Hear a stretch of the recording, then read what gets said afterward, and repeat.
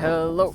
So, I'm going to have to be the bearer of bad news, kind of like last week where we talked about biodiversity and we continued our conversation of how meaning is given by life and the things that create it intrinsically, and that we're systematically destroying it, and biodiversity is one of those things, one of those indicators of this systematic destruction of meaning.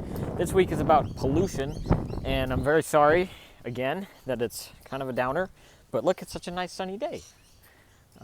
So anyway, two things that I want to highlight in this video. So this video is about pollution. It feels like a trivial point to say that we are polluting the earth, but these two examples will be useful in videos to come when discussing the solutions as well. And I really don't think that there's enough people realizing the full scope of the problem of environmental issues outside of just the climate is warming, and it's very important. So, pollution. Two things that I want to highlight. All right, so let's talk about plastic. There's a patch in the Pacific Ocean, twice the size of Texas, floating around full of garbage.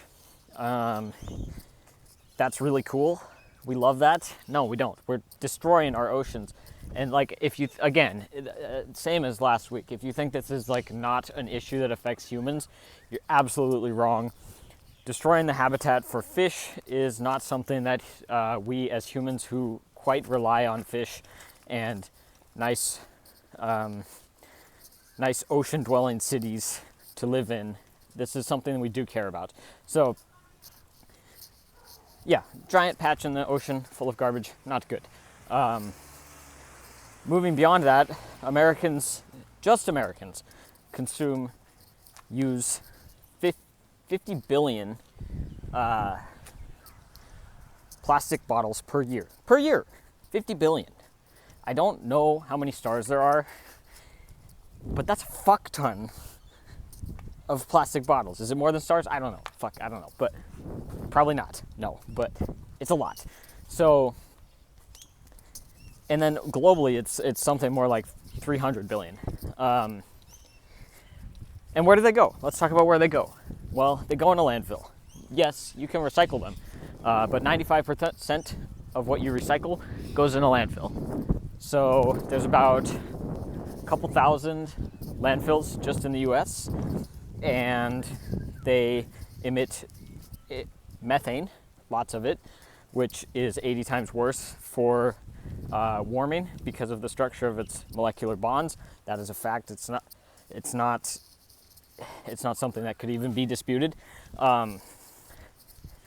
Yeah, so recycling's broken, and there's many reasons why recycling's broken, but the main fundamental root cause is that recycling is something that Coca-Cola loves. Coca-Cola loves to be able to sell you the narrative that it's a green company and that when you recycle its bottles, you're saving the planet, while also letting you lean into consumerism while they can sit back and count their dollars. And the earth cares nothing of profit, and it cares nothing of the lies that we might tell ourselves about how clean and green our choices are when we consume 50 billion plastic bottles every year. So, okay, that was example number one. Example number two is mining. So, mining is a really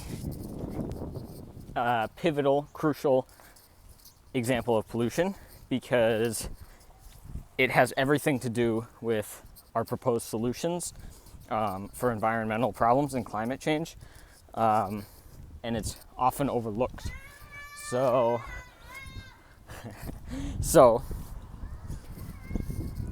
this is an important one. So in 2019, there was a mine in Brazil, in Brumadinho, and it's not a normal mine. It's not a mine that you're probably familiar with that produces hydroelectric power.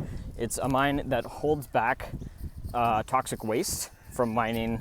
Sorry, it's a dam collapse. If I said a mine collapse, that was incorrect. A dam in Brumadinho collapsed. It's not a normal dam. It holds back mine tailings, toxic waste, and it unleashed just an incalculable, it is calculable, but it's an incomprehensible amount of sludge and toxic waste into the São Francisco River, which supplies drinking water for 5 states in Brazil, and turned it toxic, poisoned the environment around it, and killed 270 people. Vale, an international mining corporation, is to this day paying out billions of dollars in settlements. But it doesn't undo what is done. So this is a case study, right? So you're like, all right, giant mine holding back an open pit of toxic waste in a foreign country collapsed. So what? I don't care. Well, there's thousands of these dams, tailing dams, globally, and an estimated 2 to 5 collapse every single year. So this case study is really just pointing out that globalization and the pursuit of profit do not care about the earth, and they're based on the fundamental premise that the earth is something that we own, that we can control, and that we are here to exploit for its resources. That's the premise on which it's based, and until that changes, we will continue to pollute. And that's without even talking about the electric vehicles that will cause us to exploit and pollute even more in the realm of mining in particular, but in other ways as well, especially in humanitarian and labor exploitation domains. So we'll get into that in other videos, but that's all I have to say for this week. But on the other hand, I mean, look around, it's absolutely beautiful out, and I really just hope that we can take some small steps to protect all of this.